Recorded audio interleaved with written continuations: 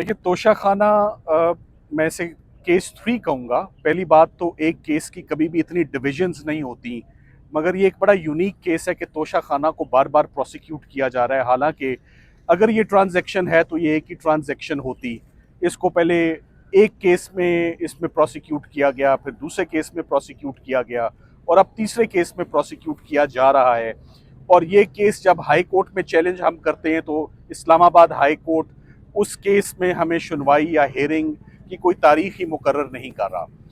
आज दोबारा तोशा खाना, जिसे हम बुल्गेरी जेट की प्रोसिक्यूशन कहते हैं, जिसमें मियां बीवी द यूजुअल सस्पेक्ट्स, वो दोबारा इसमें मुलजिम हैं। आज शाहरुख अर्जुमंद साहब ने जब इसकी कार्रवाई शुरू की तो आज एक दफ़ा फिर सिर्फ और सिर्फ एक मुझे वाहिद अंदर एंट्री की इजाज़त मिली। ना हमें एसोसिएट्स के साथ अंदर जाने की इजाज़त मिलती है, ना हमें फाइलें अंदर ले जाने की इजाज़त मिलती है, ना अंदर फैमिली को जाने की इजाज़त है, ना मीडिया को अंदर जाने की इजाज़त है। तो ये इससे पहले भी साइफर के केस में, साइफर के ट्रायल में Islamabad high court mister justice Mian Gul Hassan Aurangzeb साहब ने बड़ा एक तफसीली और जामे एक जजमेंट दे रखी है, जिसमें उन्होंने ओपन ट्रायल और ओपन कोर्ट को डिफाइन किया है कि ओपन ट्रायल और ओपन कोर्ट क्या है। तो कोर्ट के आगे बहुत ज़्यादा गाइडेंस मौजूद है कि ओपन ट्रायल क्या है।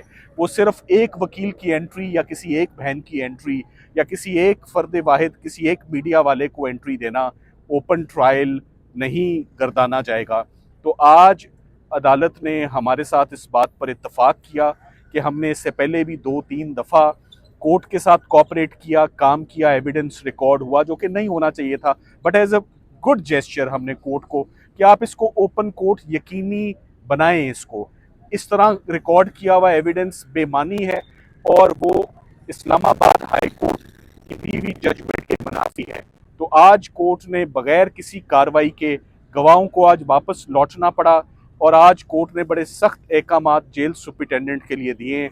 आज मैंने उनको यही कहा कि जो रुकावट पैदा की जा रही है इस ट्रायल में, वो ना कोर्ट की तरफ से है, ना किसी मुलजिम के वकील की तरफ से है, ना सरकार की तरफ से है, वो रिस्पोंडेंट नंबर 1 की तरफ से है। तो उन्होंने पूछा रिस्पोंडेंट नंबर 1 कौन है? मैंने कहा वो जेल सुप्रिटेंडेंट है।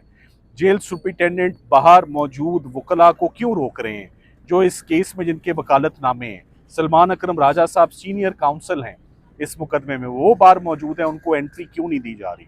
तो आज कोर्ट ने बिलाखिर 2:30 बजे इस बुनियाद पे कि सलमान अकरम राजा साहब को एंट्री नहीं मिल रही इस केस में, उन्होंने इस केस को एडजर्न किया है। बुशरा बीबी की फैमिली बाहर वेट कर रही है उनकी एंट्री के लिए। इमरान खान साहब की तीनों बहनों को इंश्योर किया जाए आइंदा हफ्ते सैटरडे कि वो इस कोर्ट में आएँ, और अगर ये ओपन ट्रायल नहीं होगा तो प्रोसीडिंग्स आगे नहीं चल सकेंगी, जैसे कि आज प्रोसीडिंग्स आगे नहीं चली। बाकी उनके पैगाम जो हैं वो सलमान राजा साहब आपको कन्वे करेंगे। सलमान साहब, जिस तरह आज कोर्ट ने ज़ाहिर आपने आर्ग्यू किया तो उसके बाद ही खान साहब की एक बहन और एक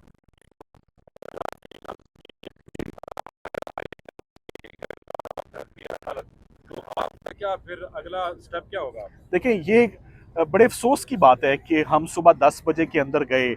मैंने आज अपनी जो दरख्वास्त जज साहब को दी है उसमें लिखा है कि सर 1:30 पर इतनी ताखीर के बाद मैं आपको कह रहा हूँ ये ओपन ट्रायल नहीं है, मीडिया अंदर मौजूद नहीं है, फैमिली मेंबर्स मौजूद नहीं है, सीनियर वकला जो part and parcel of this prosecution की टीम में अगर 7 वकील और 3 फाइलें उठाने वाले हो सकते हैं तो मैंने अपना कलम भी खुद उठाना है, मैंने अपनी लिमिटेड किताबें भी लेनी है, मेरे हथियार ही मेरे पास मौजूद नहीं है, मेजर एक्ट ही मौजूद नहीं है, मेरी फाइलें ही मेरे पास मौजूद नहीं, क्योंकि मैं अकेला अंदर जाऊंगा, एक लंबी वॉक करके अंदर जाऊंगा, ये मुमकिन नहीं है। सो कोर्ट को कहा है अपने लिए भी आसानियां पैदा करें, हमारे लिए भी आसानियां पैदा करें।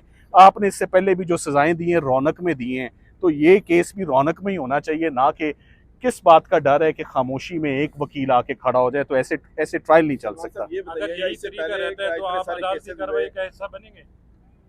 जैसे आज देखें, बड़ी क्लियर बात है, आज हमारी एप्लीकेशन का मतन ये था कि कोई फर्दर प्रोसीडिंग्स या कोई एविडेंस रिकॉर्ड नहीं हो सकेगा, क्योंकि that evidence would be declared and that those proceedings would be declared as null and void as they have already been declared null and void in cipher case. जैसे cipher case में ये नल and void हो चुकी हैं, वैसे ये proceedings भी vitiate हो जाएंगी। तो मजीद कोई एविडेंस ना रिकॉर्ड करें, हमने आज कोर्ट से माजरत की है कि हम मजीद काम नहीं कर सकते, मगर कोर्ट ने यकीन दहानी करवाई है। पहले कोर्ट कोशिश करता रहा है 1.5-2 घंटे, मगर नाकाम रहा है। एक खालिद यूसुफ साहब का अंदर आ जाना या एक बहन का अंदर आ जाना वो ओपन ट्रायल नहीं है। ओपन ट्रायल जैसे शाहरुख अर्जुमन साहब को अच्छी तरह मालूम है, जज साहब को, जैसे वो पहले करते आए वैसे ही उन्हें कहा उसको आपने रिज्यूम करना है, कंटिन्यू करना है विद द सेम प्रैक्टिस जो डिसकंटिन्यू हुई है। आप पूछे सवाल। बताइएगा कि इससे पहले इतने सारे केसेस चलते रहे और आप भी आते रहे, साइफर था, केस था, तोशा खाना था।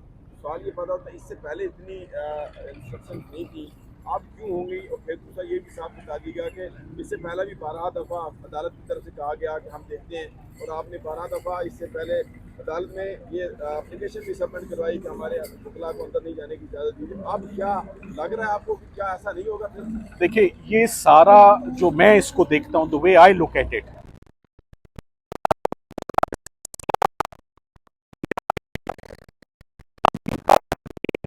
कि मुझे मेंटली इतना ज्यादा टॉर्चर करने की कोशिश की जा रही है, ब्रेक करने के लिए, सिर्फ उनको टफ टाइम देने के लिए, किताबें ना देना, टीवी बंद कर देना, अखबार ना देना, बच्चों से बात ना करने देना, बीवी से ना मिलने देना, वकला से ना मिलने देना।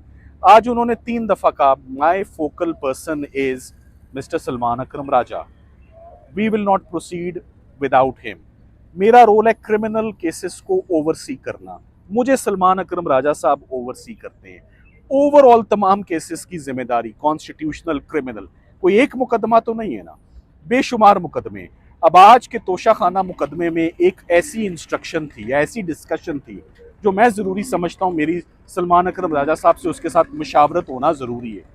सरकार अपनी मुशावरत कर सकती है, इमरान खान के वकील आपस में मुशावरत नहीं कर सकते। Is that fair? क्या ये फेयर ट्रायल है? क्या ये ओपन ट्रायल है कि एक वकील दूसरे वकील से डिस्कस ना कर सके हिकमत अमली, लीगल हिकमत अमली? सो ये तमाम चीज़ें, इनका और कोई मकसद नहीं, इनका मकसद सिर्फ और सिर्फ हालात मजीद टफ करना, मजीद फ्रस्ट्रेट करना।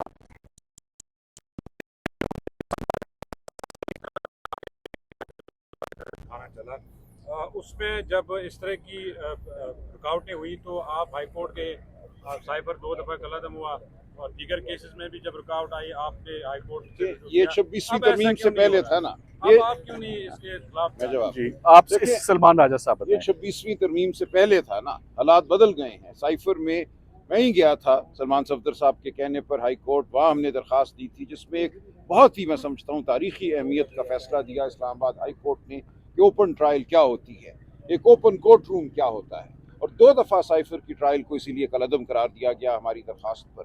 लेकिन आज हालात मुख्तलिफ हैं। आज हाई कोर्ट के अपने फैसले पर अमल नहीं होता। मुलाकात के हवाले से आप जानते हैं 25 मार्च का फुल बेंच का फैसला है, उस पर एक दफ़ा भी अमल नहीं हुआ। 25 मार्च के बाद हम 10 से ज़्यादा तौहीन अदालत की दरखास्तें जमा करा चुके हैं, जा के हम मिल चुके हैं, रजिस्ट्रार से हम मिले हैं, लेकिन वो मुकदमा लगता नहीं है, हमारी तौहीन अदालत की दरखास्त सुनी नहीं जाती। तो हालात बदल गए हैं, इसमें कोई तामुल नहीं। 26 तरमीम के बाद अब 27वीं बताई जा रही है, नवंबर दिसंबर में पेश हो रही है, बड़ी सारी चीज़ें उसके अंदर मजीद जो है वो सख्तियाँ आ रही हैं। तो आप इसके बारे में क्या? देखिए, पूरा निज़ाम इस वक्त हथकड़ी लग चुका है पूरे निज़ाम को, और उसको मुनज़्ज़म ये करना चाहते हैं तो करें, लेकिन ये मामला ऐसे चला नहीं करता। तारीख़ इसकी गवाह है कि कोई कौम इस किस्म की आइन और कानून से मावरा जो दरिंदगी है उसको बहुत देर बर्दाश्त नहीं करती। हम जो इस वक्त देख रहे हैं इसका शराफत से कोई ताल्लुक़ नहीं है, इसका आइन कानून से कोई ताल्लुक़ नहीं है। इसमें अगर मज़ीद सख्ती होगी तो कौम अपना जवाब इंशाअल्लाह देगी। Thank you.